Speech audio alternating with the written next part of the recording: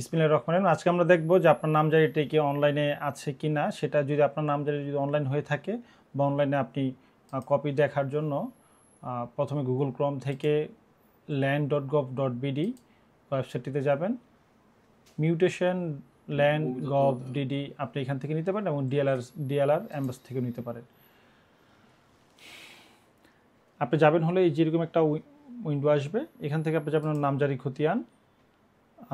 আপনি প্রথম দিবেন আপনার বিভাগ, তারপর আপনার শেরপুর, আপনার জেলা সিলেক্ট করবেন, তারপর আপনি আপনার উপজেলা সিলেক্ট করবেন, আপনার মৌজা সিলেক্ট করলেন, যে কোনো একটা সিলেক্ট করার পর আপনি এখান থেকে আপনার যেই নামজারিটি হয়েছে কিনা বা আপনার নামজারিটি অনলাইন আছে কিনা সেটা আপনি দেখার জন্য এই যে এখান থেকে আমরা পেয়ে গেলাম। এটা হলো আপনার নামজারি খতিয়ান।